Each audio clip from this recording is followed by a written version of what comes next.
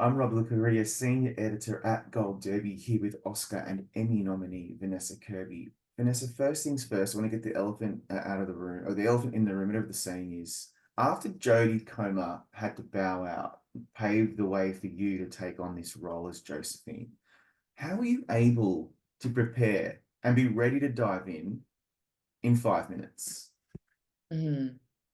It it did feel like 5 minutes because it was, I know it's a scheduling issue and I'm just such a huge fan of her. So it was definitely a last minute change and it was just before Christmas. And I had one of my agents called me and said, "Oh, Scott's about to ring you about something." And so he rang me and asked me to play Josephine. And I kind of had known about the project loosely. I didn't exactly know all the details, but he sort of talked me through it really briefly. And then I had the Christmas holiday to prepare, and that was it. And I just thought, oh my goodness, if I come in late and I'm the least prepared, I'm going to be mortified. And also just at the beginning of learning about this woman, I thought, oh, I really owe her all the work that I can possibly do here because she's not as known as her life deserves, really, how fascinating her story was. Yeah, absolutely. I mean, I didn't really know much about her either. Obviously, a lot of people don't. And I feel like I've gotten to know her a bit through your eyes, so to speak. So looking back to early 2022, it's a while ago, you're about to co-star in a huge Ridley Scott film opposite Joaquin Phoenix. Do you recall what was going through your mind when you first kind of stepped on stage on set for that Mhm. project? I think what our first scene was. What was our very first scene? Such a long time ago. It's such a long time ago. It's so true. And it was such a blur because the pace was so fast and because that kind of reflected I always think alchemy of people coming together and the way that a project moves is always so reflective somehow of the soul of it or the energy of it. And so it felt kind of extremely intense. Our first 2 weeks were all kind of Joaquin and I's big scene together. So because we had the one location with all their sort of interior stuff at home.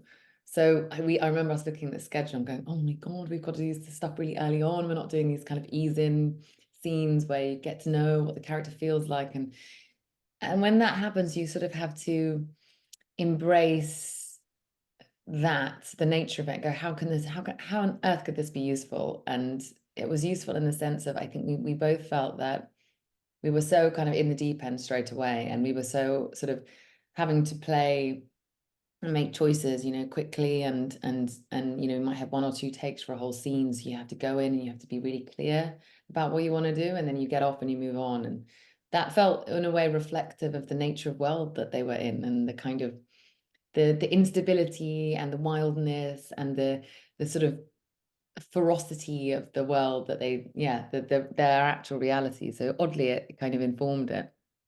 Wow. I can't believe it's like such a trial by fire. It's like, here we go. We're going to give you the hard stuff to do at the front.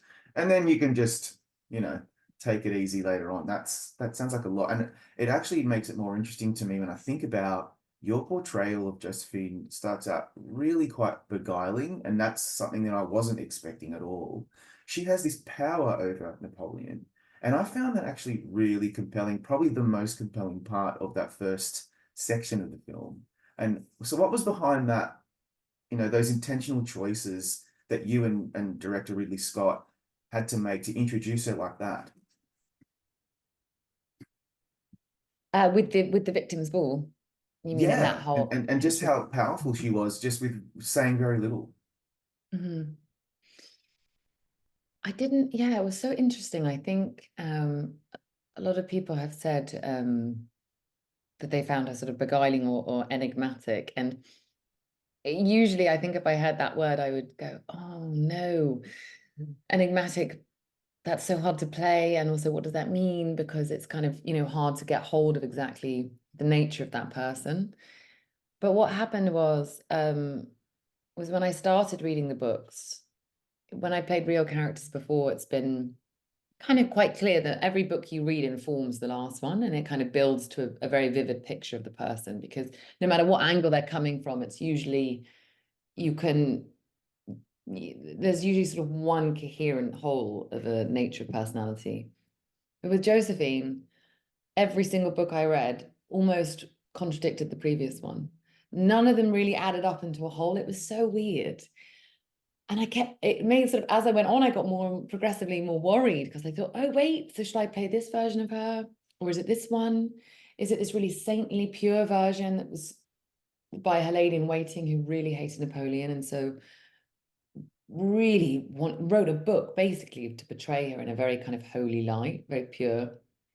And then it would contradict this next version of some historian that sort of came on and looked at some of the different angles, but had a certain bias and loved, Napoleon, but had a sort of slightly judgmental of her and the affairs that she had and the promiscuity, and there's all these different collection of personality traits. And eventually, after reading so much, I came to sort of feel that she must have had such a quality of unknowability, or rather an ability to bury what she was feeling in order to survive every different phase that she went through, whether it was in prison, about to be beheaded, having seen your husband be beheaded and she escaped within 24 hours, or if it was marrying an aristocrat and having 2 children and never being allowed out of the house when she was 16 on a boat from a tiny little island, Martinique, in the Caribbean, and entering this Parisian society. And I mean, there was just so many elements of her ability to adapt that I started to think that the best way of describing her felt like a shapeshifter and very chameleonic. And those people are quite hard to, they're quite kind of elusive, but it was hard to play, because I just find it so much easier to play somebody that's like very expressive or demonstrative or clear.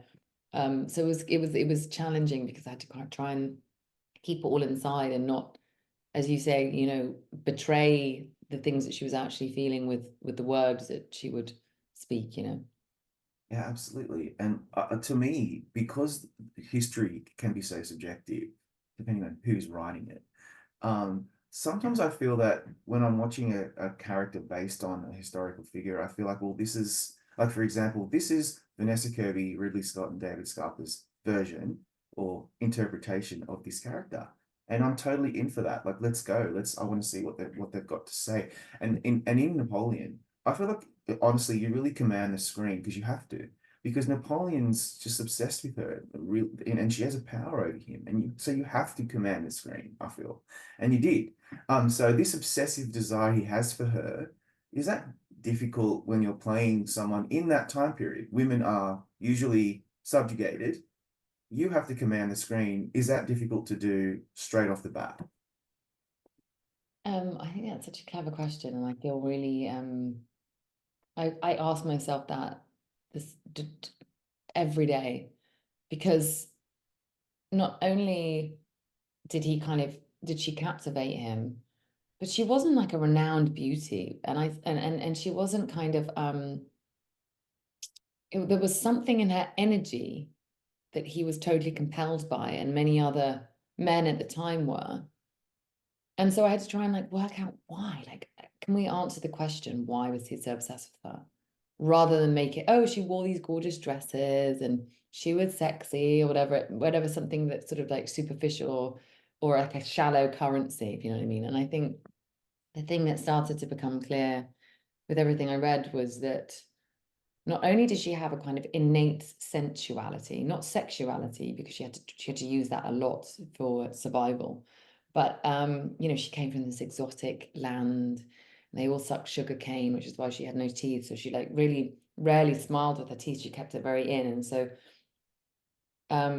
it was a very there was something withheld about her. She couldn't be open and free, and it was something kind of internalized about her, but also she lived and survived, extremely near death, and seen a lot of her friends and the father of her children guillotined. And when you have that, plus the kind of the women in the prison during that time were told that they should sleep with a lot of the men in prison, whoever it was, to try and get pregnant, because if you were pregnant, you weren't executed.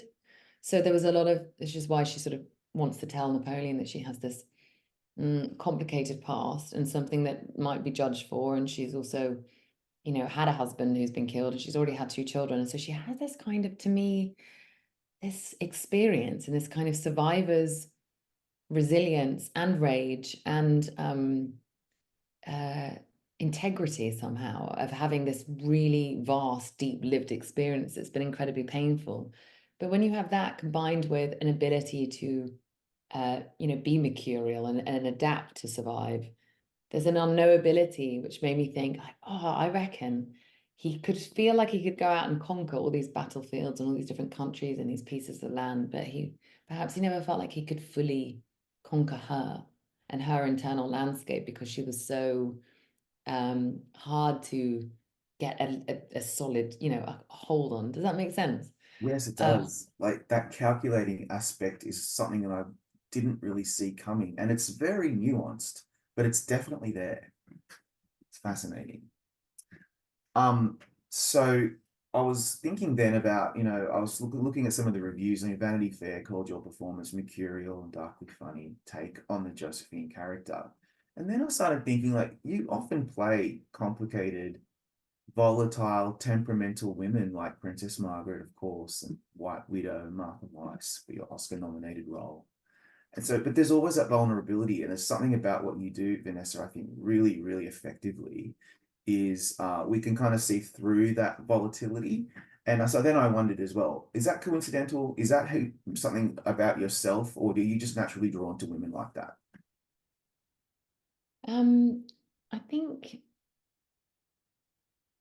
I guess I find the sort of contradictions and maybe the extremities the most fascinating to play. I really like very vivid things, and I definitely learned on The Crown that when you play, the more you play one side of something, the more the other has to be true. So you can't be, if you're like Princess Margaret, for example, you know, they all had from the outside some sort of insane privilege. And she was you know, I mean, to be called a princess and to have that kind of life, and also to be that bold of personality and that kind of extrovert, it always seems to me that the opposite has to be true. So when somebody is that outspoken, to me, it makes sense that it's sort of armor of something that's deeply fragile. So I'm so interested in characters who have a very like potent outer life, and I always think about the um yeah, the maybe the bigger the range, the more that you can, i.e., like the more powerful they seem, I feel like there needs to be more vulnerability, or else you've just got somebody who's, I don't believe that about humans. I think that you're always oscillating between one thing and the other. You can feel great in the morning and have a really good morning with yourself, and then you can feel really low in the evening, and those things are all an experience of just one day. And so if you're playing an empress, to me, I go, God, I'm really interested in seeing that and getting to know that, but also seeing how hard it would be, and the pain that she lived in her life in order to live that extremity, because it is extreme. It's not a kind of a functional, calm, mature, peaceful life. Absolutely. And then um, I know you've been asked a lot about, Napoleon. Is it historically accurate? And you've said quite rightly, this is Ridley Scott's take on it. This is a similar question, but not quite that. It's more about the tone of the film. David Scarpa's screenplay and the way that Ridley Scott has put this film together. I found it surprisingly quite funny. The tone changes throughout the film depending on what we're watching. And at first, I was like, I don't understand what we're doing here." But I started to really get into that rhythm. I'm wondering when you've read the script and you're playing the role, how did you feel about the tone of the film? Was that something apparent during production, or was that only really more apparent when you watched the film later? I think again, it's such a good question about tone, because tone is sort of established in the playing, isn't it? And then you have to try and read the tone when you first Yeah, in your first week of filming and go, God, because you can't be way off. You can't kind of play a sort of absurd, comedy, and if it's a drama, you almost feel like you're in the wrong film. So you have to really adjust to what it feels like. But I think quite quickly it became apparent that there was always going to be a kind of dark humor in it, because the extremity of the world was so. I guess it was why, like in several scenes, I was really surprised that I ended up laughing. In the divorce sequence, I laughed. I realized, and I didn't remember it at the time.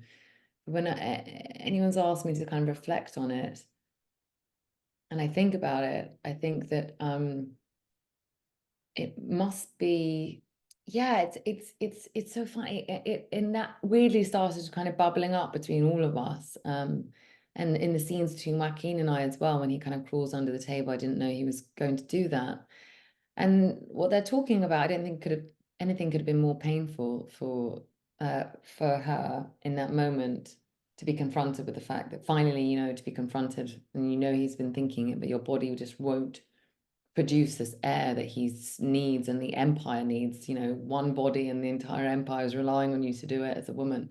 So painful. But because of what he was doing physically, I could only laugh. And if I didn't laugh, it probably wouldn't be true to the absurdity of the, but I couldn't just imagine. It felt so weirdly, when you're in that world and you're in those, palaces, and you're on those sets and everyone's in costume. It's such a heightened reality that it felt weirdly like it could only be also funny in places, because if you took it too seriously, it would be too earnest. When that kind of, there was an avant-garde quality to that whole time. It was revolution, and it was, pushing boundaries, and it was, making wrong decisions and doing questionable things. And all of that comes out of a kind of a compulsive, kind of erratic um, energy or quality, if you know what I mean. Yeah, I do. In fact, to me, that's more organic, because even in the when you're having an argument with your partner or something, for example, we end up having a laugh, because that's life. It's not as simple Yeah. and earnest as you say, as a lot of costume dramas tend to do, which I find sometimes a little kind of boring. I found this one so entertaining because I was just kind of in the moment with these two people, which then brings me to my final question about Joaquin, because so much has been said about his process as an actor, and whether he might be really difficult on one shoot and really amazing on another shoot. This is more about how the two of you were able to gel and make this relationship on screen work. What did you most value about that collaboration with him?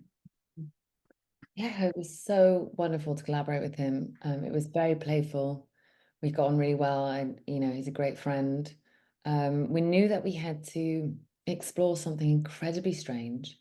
I mean, we still say, like, we don't have answers to what that dynamic and the connection was, because if you even read the letters, they're so extreme and, deeply compulsive, seems very codependent, seems very like there was a sort of need to fuse between them, and never separate, and yet all these other external pressures, as well as living in a realm where you couldn't play out any kind of normal relationship, and the bizarre power dynamics that they would have, and it would switch constantly. I mean, I urge anyone to go and look at some of the history of it, because it's so fascinating, all these different accounts of their relationship over the years. But it was wonderful to do that with a partner who always wanted to try something completely different, who wanted to surprise, and